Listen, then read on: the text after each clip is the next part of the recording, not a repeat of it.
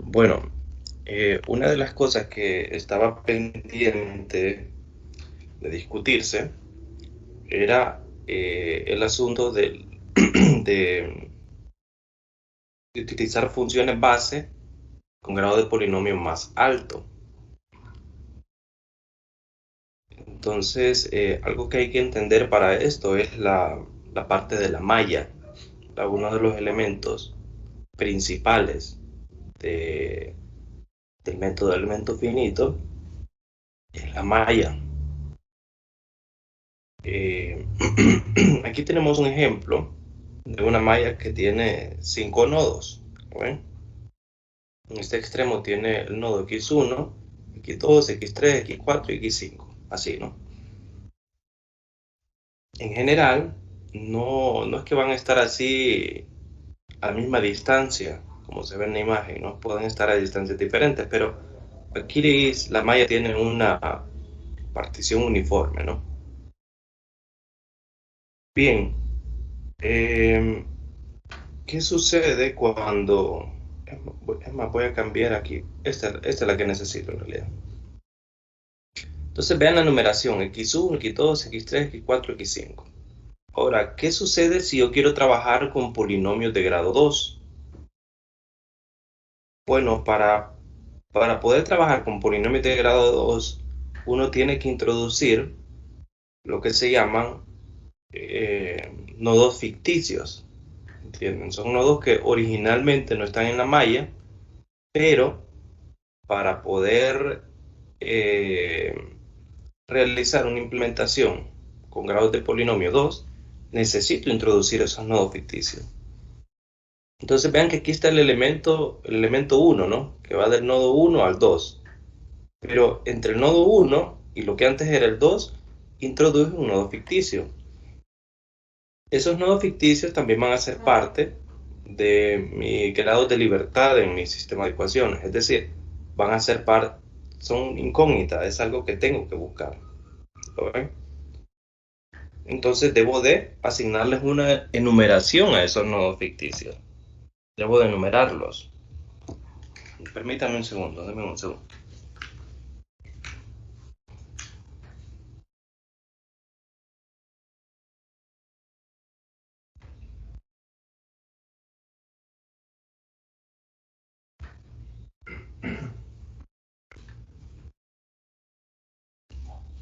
Bien, debo de enumerar esos nodos. La numeración en elemento finito, pues es arbitraria. O sea, yo puedo hacerlo de diferentes formas. Eh, pero hay formas que son mejores que otras, que son más convenientes que otras. Entonces, esta es la malla que yo tendría si utilizara polinomio de grado 1. Pero si yo deseo para polinomio de grado 2, entonces la malla se miraría de esta forma y la enumeración de los nodos me convendría más hacerla de esta forma. Miren lo que antes era el nodo 2, ahora se convirtió en el nodo 3. Y mi nodo ficticio, en el elemento 1, tomó la enumeración del nodo 2. Algo similar ocurre en el elemento 2. Lo que antes era el nodo 3 pasó a ser el nodo 5 y el nodo ficticio es el nodo 4. Y así va. ¿Lo ven? Esa serían los cambios que debemos de entender que de alguna manera suceden cuando eh, utilizo polinomio de grado 2, ¿verdad? Entonces los que están en color rojo, los nodos que están en color rojo, serían mis nodos ficticios. Y los que están en color negro son los nodos originales de la malla, o sea, los que representan los elementos. No hay que confundir los nodos que son extremos de mis elementos con los nodos que son ficticios. Son dos cositas diferentes ahí.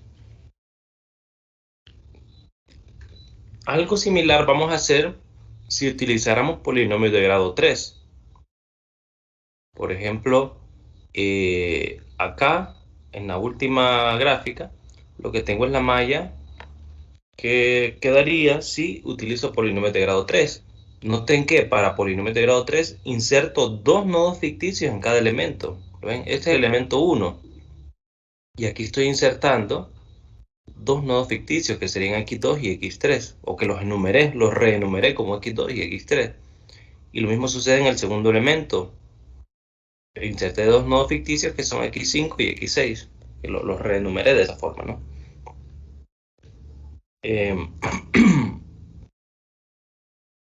Entonces, de esta forma, vamos, de esta forma, vamos a hacer cuando queramos incrementar el grado del polinomio, ¿no? Si queremos utilizar polinomios de grado 4, pues ahí ya serían tres nodos ficticios en cada elemento, y así voy, ¿no? Y vean la renumeración, ¿no? Este es el patrón que sigue la enumeración. Eso es una de las cosas que hay que entender en este momento. Este sería otro ejemplo similar, pero aquí la enumeración cambia, ¿no? Esta era mi malla original y aquí yo preservé la numeración de los nodos que conforman los elementos, y los nodos ficticios les asigné pues el valor que sigue, ¿no? Como habían 5 nodos, pues ya el primer nodo ficticio le voy a poner x6, al otro x7, x8 y así, ¿no? Y si fueran polinomios de grado 3, pues la malla quedaría numerada más o menos de esta forma. Entonces hay una pequeña diferencia en la numeración. Eso lo menciono para que vean que hay diferentes formas de numerarlo. Pero la que más me conviene es esta que tengo acá. ¿Por qué? Porque la enumeración de los nodos va a estar relacionada a los grados de libertad de mi sistema de ecuaciones resultante. O, dicho de otra forma, va a estar asociado a las incógnitas, a las componentes del vector, ¿no? A las incógnitas que aparecen en mi sistema de ecuaciones, y por lo tanto va a afectar la estructura de la matriz, el patrón que lleva esa matriz. Si yo lo hago de esta forma, voy a obtener una matriz por bandas. Una matriz por bandas es aquella que está hecha por diagonales, ¿no? Y todas acumuladas a la diagonal principal, ¿no? Mientras que esta otra ya se sale, tiene otra estructura que es diferente, es más compleja. Entonces a uno le conviene mejor trabajar con matrices diagonales, ¿de acuerdo? Para tener una que no tiene estructura, pues uno prefiere una que sea diagonal, porque eso me ayudará a utilizar técnicas numéricas más apropiadas para resolver ese sistema de ecuaciones. Así que todo eso hay que irlo pensando. Si uno quiere hacer una implementación eficiente, pues uno busca que la estructura que tenga la matriz sea lo mejor posible, ¿verdad? O que sea conveniente para lo que sigue, ¿no? Bien, denme un segundo ahorita, permítanme.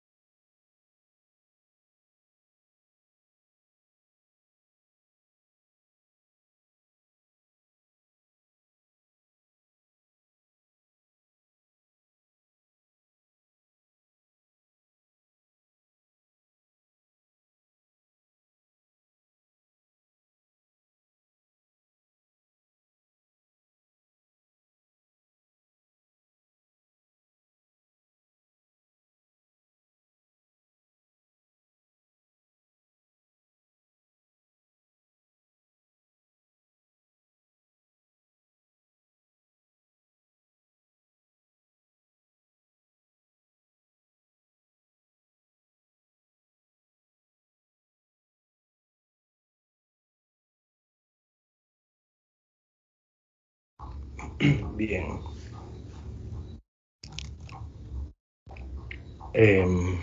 Bueno, aquí hay varias cosas que comentar. Em,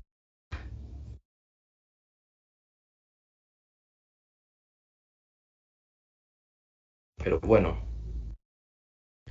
recuerden ustedes que en las clases anteriores hemos hablado de las funciones base. Entonces, cuando yo cambio el grado de polinomio, pues debo cambiar mis funciones base. Para polinomios de grado 1, si ustedes recuerdan, las funciones base son como esas funciones sombrero que le llaman, ¿no? Que tiene más o menos esta forma, ¿no? Entonces sería la forma de una función base y voy a tener otra función base. Puede venir aquí así. ¿No? Puedo tener otra que viene más o menos así. Y esa es la forma de las funciones base, ¿verdad? Es más, si lo hago aquí en el... Esto debería hacerlo aquí. Para polinomios de grado 1, pues las funciones base vienen así. Son 1 acá y 0 en todo lo demás.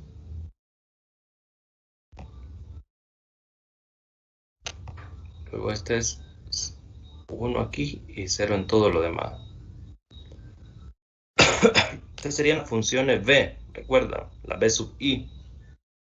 Tendría más o menos esta forma. Oh, perdón.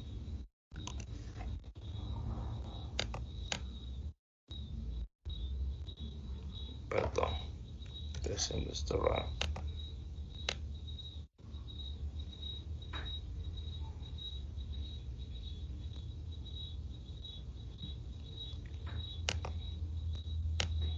Voy a hacer todas para que... ¿Lo ven? Ahí hay 5 nodos y hay 5 funciones... Ups, 5 funciones base. Aunque esto de los nodos y las funciones base depende también de las condiciones de frontera que tengamos. Pero bueno, más o menos esa sería la forma de las 5 funciones base que tendríamos. Pueden ser 5 o pueden ser 3, depende de las condiciones de frontera que estemos utilizando. Bueno, ¿cómo sería entonces para polinomios de grado 2? Bueno, deben de ser funciones que sean 1 en un punto y 0 en lo demás. Entonces, más o menos, la primera función base sería 1 acá, y luego viene aquí así, y así. ¿Lo ven? Ahí se ve el polinomio de grado 2. Pero tiene que ser 0 en todo lo demás, entonces uno extiende esto así, como una función seccionada, ¿no? Luego, en esta otra función base, pues tendría que ser algo así. 1 aquí y 0 en los demás. Y luego tiene que ser 0 en todo lo demás, entonces se hace 0 aquí. Pero ahí pueden ver la parábola que se forma. O sea, lo importante es que en el primer elemento sean funciones de polinomios de grado 2. Luego tengo esta otra aquí, ¿no? Pues esta podría ser 0 aquí. Luego el gorrito aquí por acá y 0 en todo lo demás.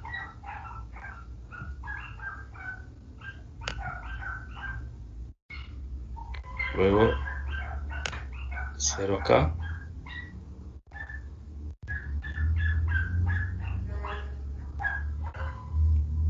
Y acá.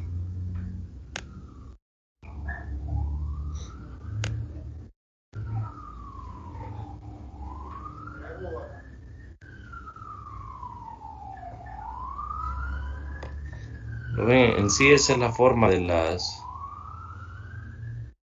funciones base.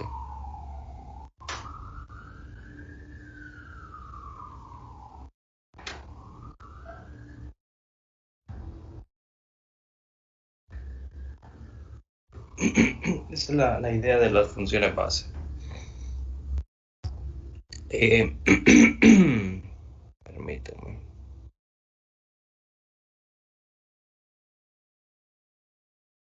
Ok.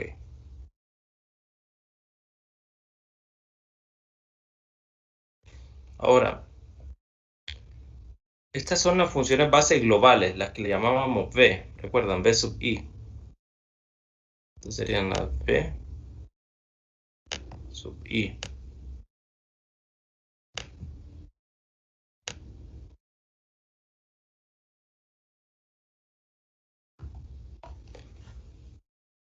Pero, para fines de la implementación, nos interesa trabajar con las funciones base locales en un elemento. Entonces tenemos que enfocarnos en esas funciones base a nivel local.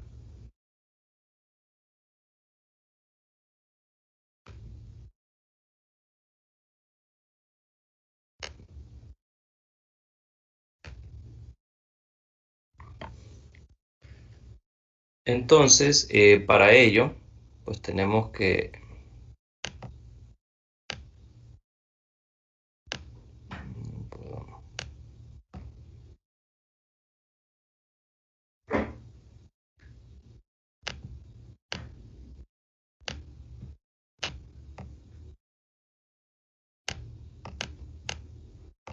Ok.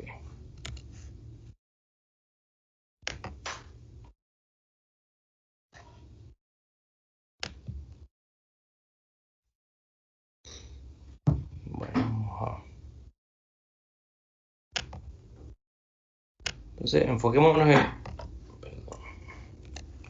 enfoquémonos en un elemento. Es más, nos vamos a enfocar en el elemento de referencia. Recuerden que trabajábamos en un elemento de referencia, porque ahí es lo que yo necesito. Entonces estoy en el intervalo 0, 1.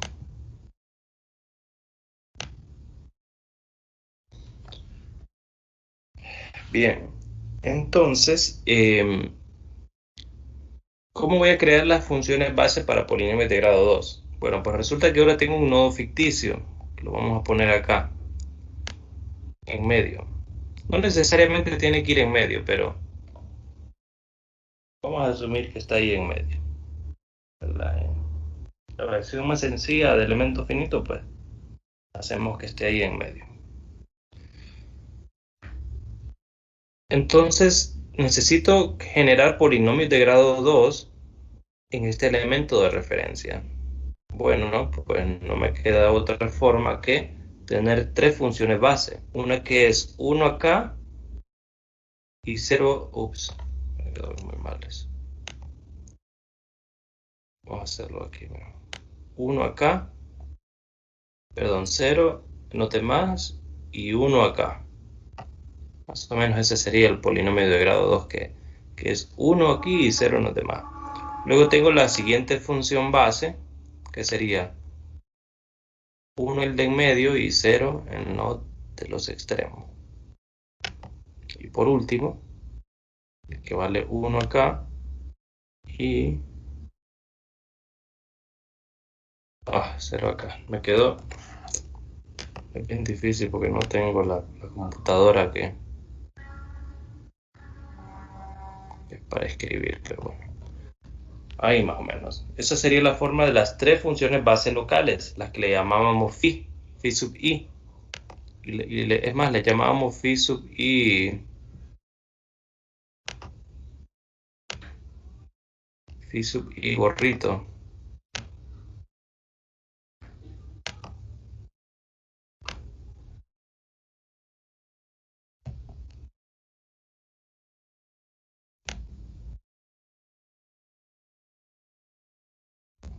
Ah,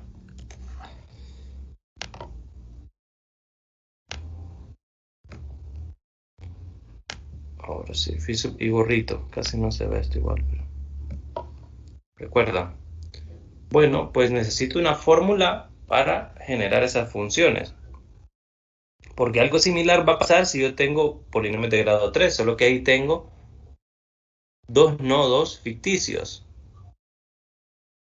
Y así voy, ¿no?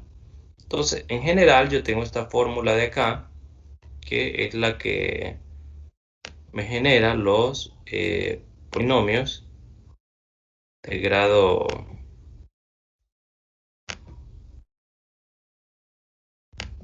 de un grado así arbitrario, ¿no? Es decir, si yo voy a trabajar con polinomios de grado 3, pues puedo usar esta fórmula, o polinomios de grado 2, igual la utilizo, ¿no? Vean que la L viene de los polinomios de Lagrange, porque básicamente son los mismos polinomios de Lagrange, ¿no? En el intervalo de referencia. Entonces van a ver P más 1 polinomios, ¿no? Y esta sería la forma, ¿no? Aquí creo que hay un error en esto. Permítanme. Sí, aquí hay un error. Aquí, esta fórmula hay un error, así que esto no le, no le presten atención. Eso no. Esta sí está bien. Y recuerden que necesito las derivadas también de este polinomio, ¿no? Por eso se lo voy a dejar de tarea. Aquí yo escribo la derivada porque recuerden que cuando hay un gorrito es la función base local en el elemento de referencia. Cuando no lleva gorrito es la función base local, pero en un elemento genérico, ¿no? Perdón, un elemento cualquiera de ellos.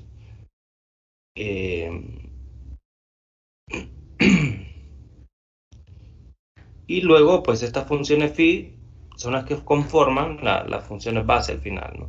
Pero bueno, aquí entonces solo es la fórmula de cómo pasar a las funciones base locales, a las funciones base, perdón, las funciones base locales en el elemento de referencia con las funciones base locales en un elemento cualquiera de la malla, ¿verdad? Esto recuerden que lo vimos, lo discutimos en la clase. Y esto solo es para ver cómo quedaría la integral que tenemos que hacer, ¿verdad? Esto ya lo discutimos también en clases anteriores. Aquí está lo del ensamblado, del vector, de la matriz y todo, ¿no? Eh, lo único que no detallo aquí, y eso es para que les quede de tarea, es la forma que van a tener la derivada de estas funciones, ¿verdad? Entonces, de tarea le quedaría calcular la derivada de esta función, ¿verdad? De esta función phi sub i. Y eso me lo envían al correo para la próxima semana ahí, a más tardar el viernes de la próxima semana.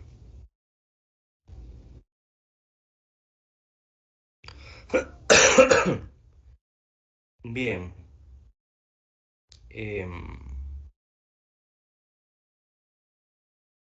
Esa es la idea, la dinámica de esto, ¿no? De, del método. Sí, no sé si hay alguna pregunta o comentario.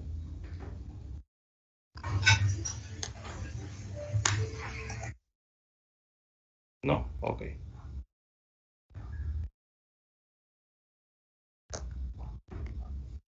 Bien.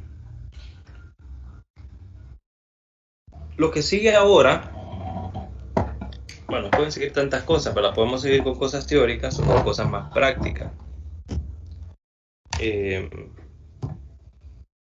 Pero podríamos, dado que no tengo la computadora para escribir, podríamos enfocarnos en un poquito de la parte práctica, ¿no? Entonces vamos a ver si hacemos algo en MATLAB para eh, ir viendo cómo sería la implementación del método, ¿no?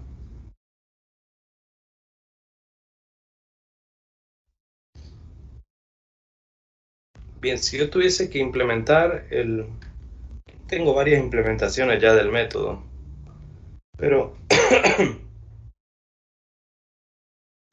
aquí ya lo tengo y podríamos ver eso que tenemos ahí, pero quiero hacerlo desde cero con ustedes, con este grupo otra vez. Así que vamos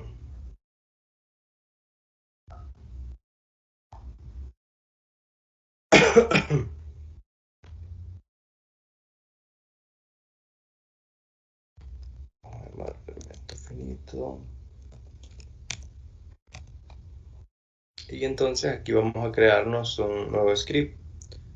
Si yo tuviese que empezar con algo, pues yo empezaría con las funciones base.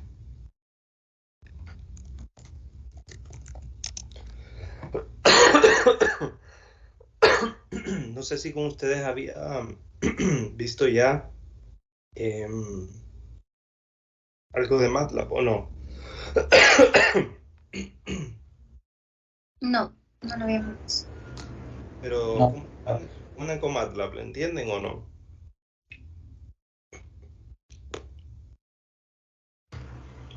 Diga que ¿Perdón? ¿qué fue lo que mencionó que no escuché bien?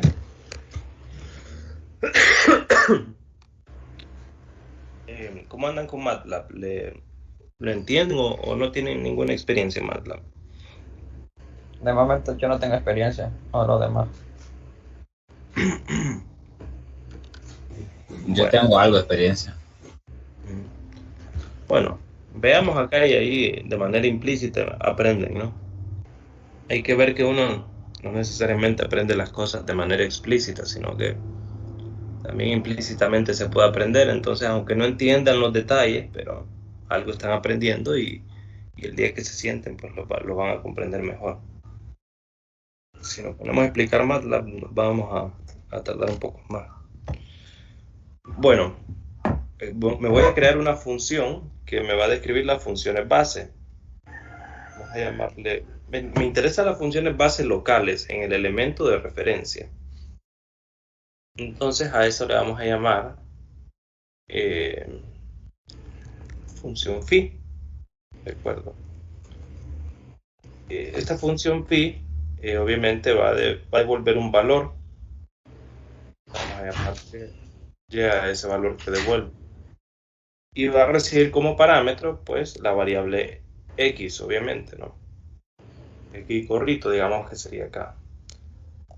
Y necesitamos también el índice de la función. Tiene que ser la función phi sub i. Entonces ponemos aquí el índice de esa función. Entonces aquí estoy declarando en MATLAB una función. Ahora lo que sigue es pues bueno, definirla, ¿no? Aquí en el documento ya tenemos la forma que tienen esas funciones básicas, que son básicamente este polinomio de Lagrange. ¿Ven? Aquí esto es interesante. Miren que aquí yo necesito saber también quiénes son los XY y XJ. Bueno, los XY. Necesito saber quiénes son. Y esos no los tengo. Entonces, bueno, uno podría pensar, una versión sencilla sería pensar en que esos nodos están distribuidos de manera uniforme, ¿no? Son una partición uniforme del intervalo 0,1. Pero entonces lo que yo necesitaría es el grado de polinomio con el que estoy trabajando. Así que ese sería otro parámetro.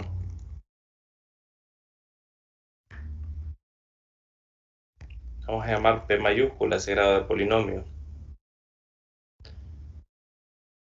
Entonces lo primero que yo debo de hacer es crearme mi vector de nodos, ¿no? Le voy a llamar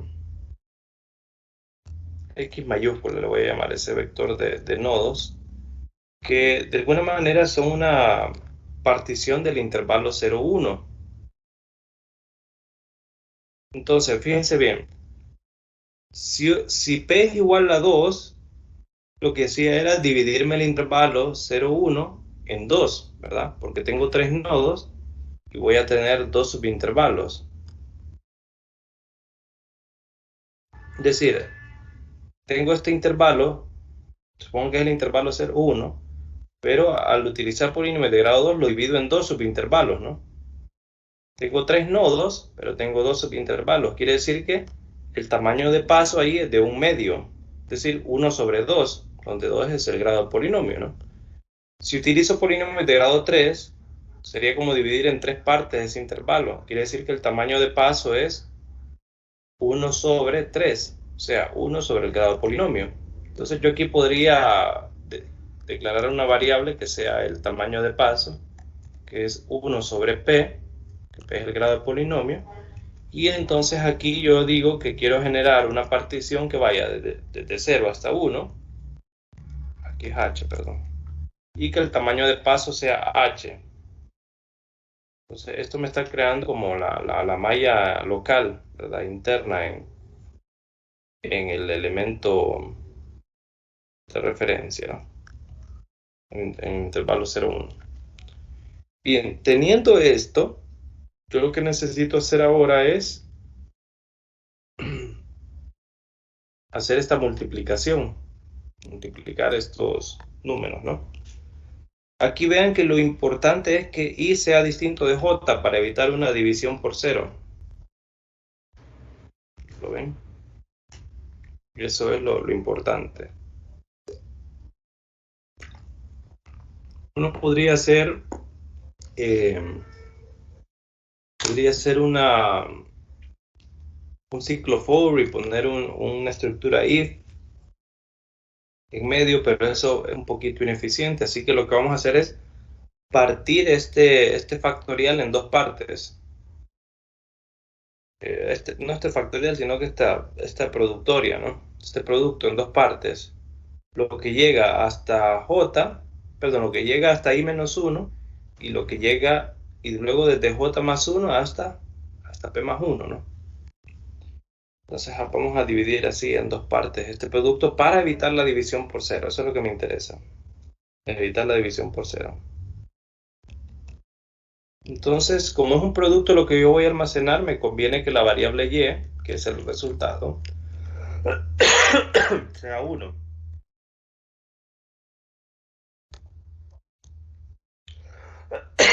Entonces voy desde j,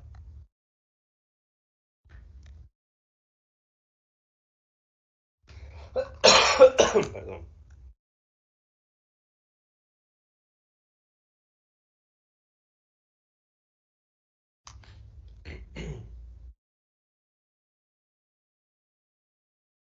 desde j igual a 1 hasta y menos 1.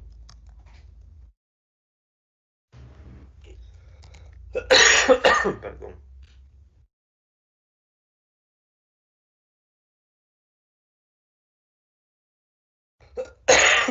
Y aquí voy a almacenar lo que tiene la variable y multiplicado por perdón, tengo que multiplicar acá cada factor. Entonces x menos xj,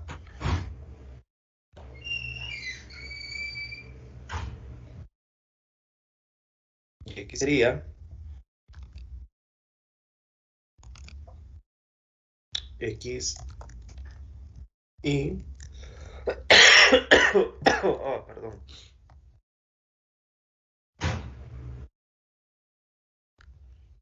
ok, aquí sería el producto, pero está y menos 1. Voy a hacer algo similar,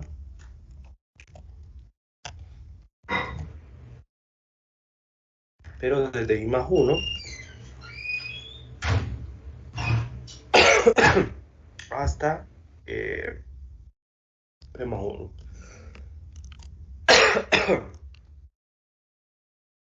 Dame un segundo, perdón.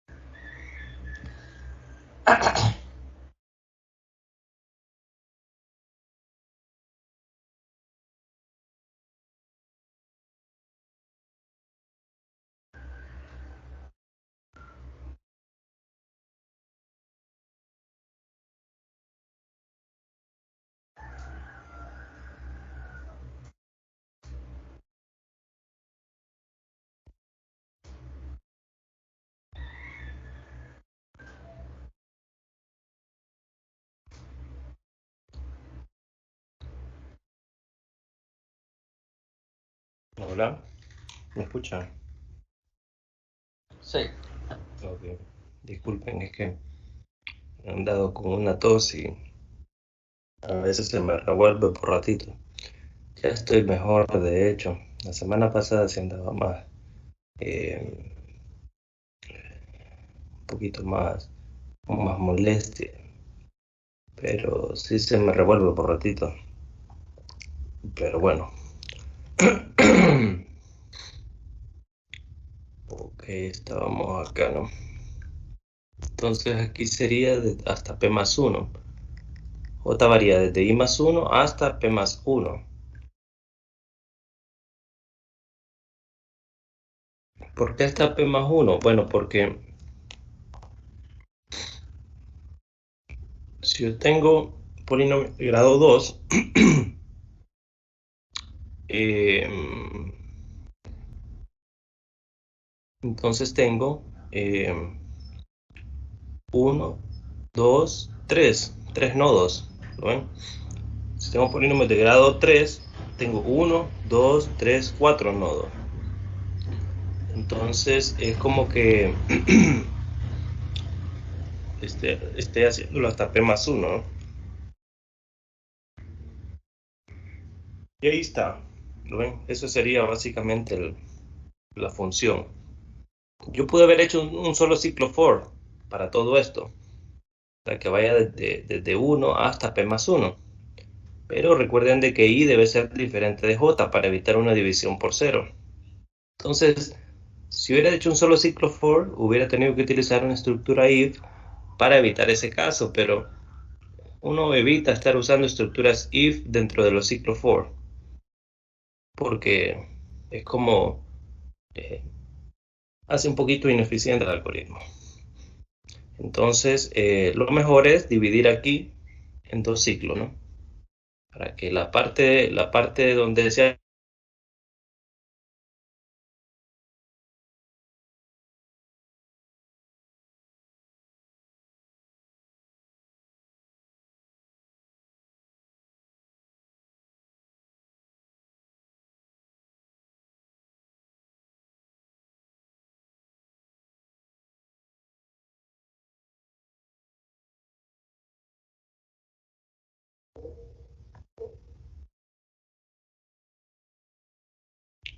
Creo que se cortó la señal, ¿no? ¿Me, Me me parece. escuchan? ¿Ya me escuchan? Sí, Sí.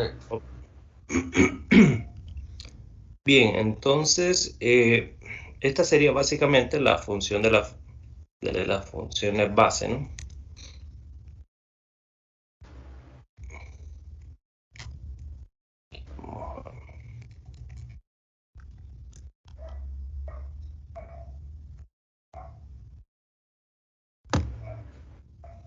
Ahí estaría. Entonces en MATLAB yo voy a guardar esto y automáticamente, bueno, tiene que el nombre de la función cuando lo guarde tiene que ser el mismo nombre de la función que utilicé acá. Entonces por eso se llama phi.m, ¿no?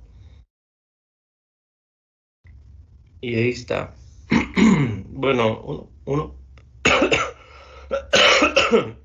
podría como que querer graficar esta función. Querer graficar esta función. Bueno, vamos a intentar graficarla para ver si hace sentido, ¿no? Lo que tenemos. Voy a crearme aquí un vector y, perdón, x. Bueno, podríamos usar el comando fplot. Si mal no recuerdo, fplot, creo que hay que indicarle aquí un intervalo.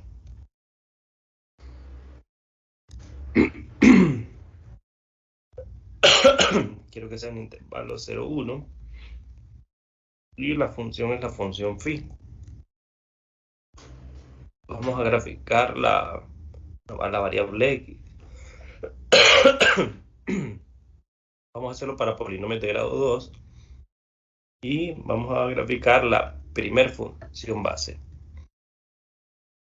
Pero aquí hay que hacer un ajuste y hay que escribir este operador arroba. Vamos a ver si funciona.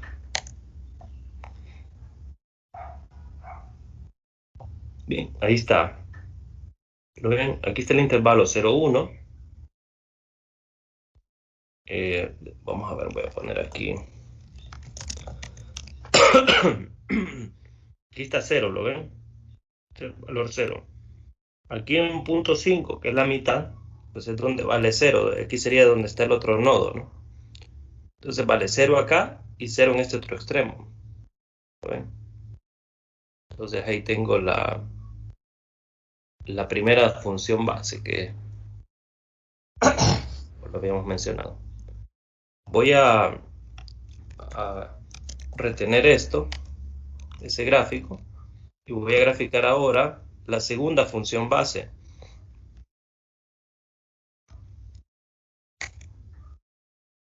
Y podemos ver que está la segunda función base, ¿lo ven? 0 acá, 1 en el nodo de en medio y 0 en el otro. ¿Lo ven? Y ahora podemos graficar la tercera función base.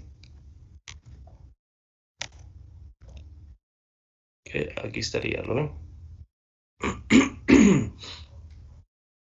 Ahí tenemos las funciones base para polinomios de grado 2 en el elemento de referencia. Yo puedo hacerlo para polinomios de grado 1 también. Eso no es ningún problema. Por ejemplo, solo cambio aquí, que quiero para polinomios de grado 1. Vamos a graficar la primera función base. Y entonces ahí estaría, miren, que es un polinomio de grado 1. Si quiero graficar la segunda función base, pues solo cambio aquí este parámetro. Y ahí lo tengo, lo ven, aquí está la otra función base. Y si lo quiero hacer para polinomios de grado 3, pues también lo puedo hacer sin ningún problema.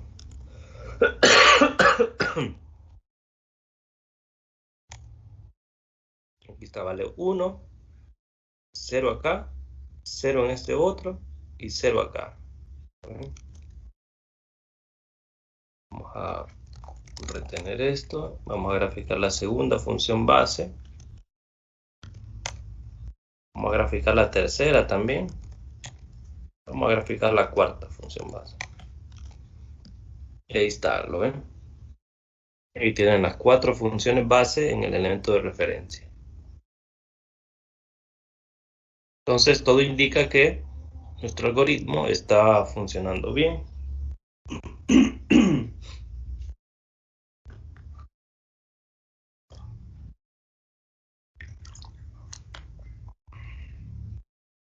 ¿Ninguna pregunta hasta acá? Este algoritmo lo va a modelar cualquier grado de polinomio.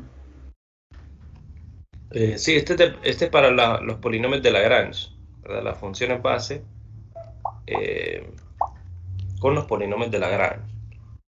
Entonces, este sería el algoritmo para la- las bases de Lagrange, ¿no? Eh, Estos solo son las bases en el elemento de referencia, en el intervalo 0,1 que hemos venido utilizando, ¿no? Aquí todavía no estamos resolviendo ninguna ecuación ni nada, solo estamos graficando las funciones base. ok. Bien, algo similar hay que hacer con la derivada. Ustedes,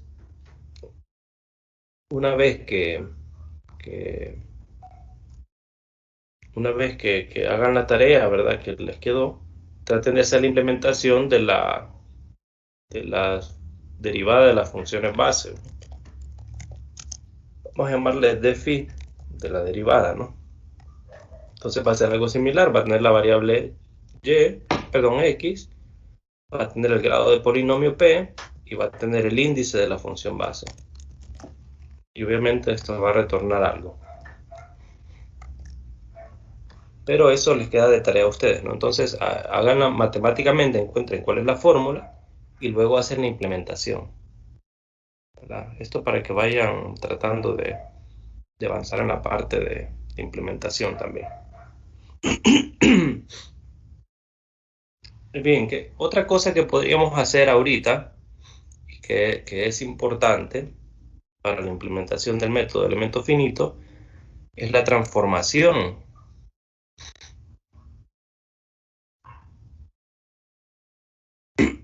Es esta, ¿no? Le llamamos T. Tezuka, que esta la discutimos también en una de las reuniones anteriores, que es esta transformación afín de los, no, de los elementos, de los puntos que están en el elemento de referencia a el elemento E sub k, digamos, al késimo elemento. Entonces esta es la formulita, ¿no? Esa la podemos implementar fácilmente. Entonces lo vamos a implementar. Vamos a llamarle T nada más. Y como parámetro debe recibir X, debe de recibir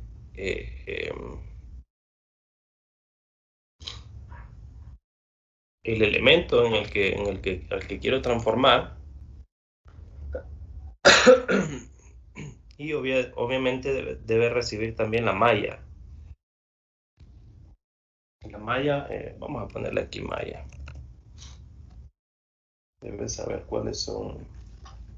Es más, fíjense que no es ni la malla.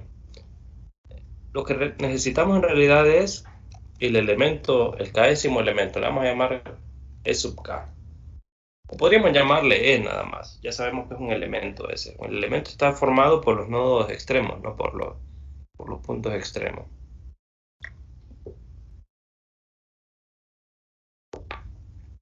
Creo que solamente eso necesitaríamos. Entonces esto devuelve un número real, un número de puntos flotantes. Entonces esta formulita es bien sencilla, lo único que hace es esto, ¿no?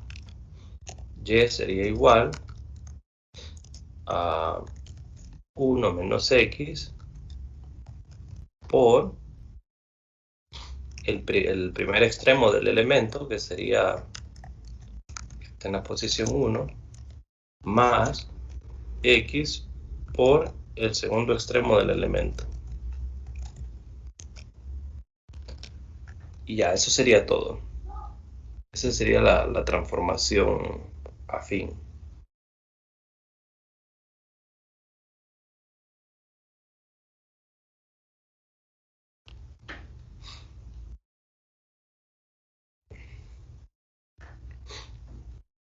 Vamos a ver qué más necesitamos. Bueno, por el momento creo que estamos bien hasta ahí, ¿verdad? Voy a esperar a que ustedes hagan esta parte para que implementemos esta función y sigamos con lo demás, porque lo que sigue es hacer el ensamblado de de estas matrices, ¿verdad? Ya con eso, pues simplemente sería hacer el ensamblado de estas matrices.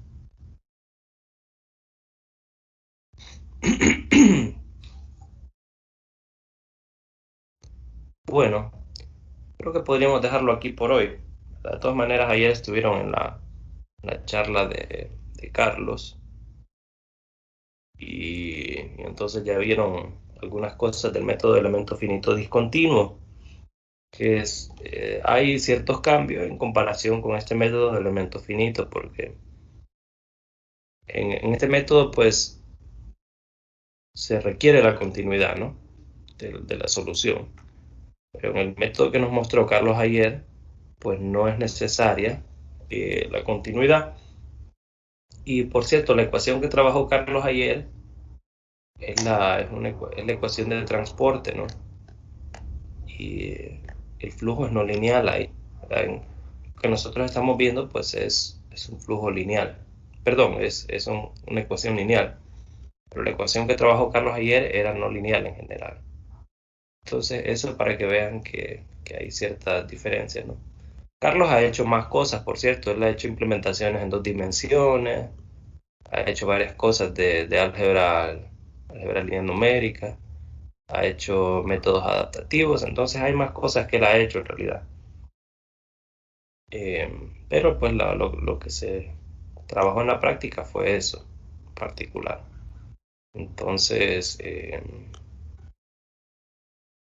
para que vean que hay tantas cosas que hablar, ¿verdad?, sobre esto, que una clase definitivamente no es suficiente. Bueno, dejémoslo aquí por hoy y nos vemos entonces el próximo viernes. Cualquier cosa, yo les aviso el jueves por la noche eh, para ver si en lugar de reunirnos a las 8 nos reunimos a las 10. ¿Verdad? Yo les confirmo eso, todo depende de cómo esté.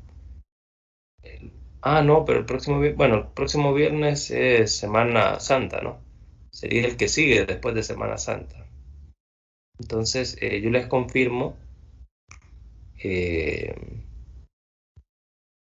confirmo si nos reunimos a las 8 o a las 10. ¿Verdad? Si no les escribo nada, pues significa que a las 8 nos reunimos. Ok. Bueno, no sé si hay preguntas. Sobre eso lo de la derivada, lo podemos hacer a mano. Traten de hacerlo en látex, porque es bueno que aprendan a redactar las cosas en látex. Bueno, Entonces, preferiblemente en látex. Los videos, La profesor, implementación, Bien, lo de los videos, sí, estoy pendiente de resolver eso. Vamos a ver si ahorita me pongo a resolverles eso de los videos. Gracias. Ok. De la implementación me decía alguien. también le vamos a enviar el archivo de la implementación de la derivada. Si pueden, traten, ¿verdad? Traten de hacerlo. Ustedes traten de hacer lo más que puedan para que avancen, ¿verdad? En la medida que yo vea que ustedes van avanzando, pues así yo voy también tratando de darles más, ¿verdad? Todo está en lo que ustedes quieren aprender. bueno.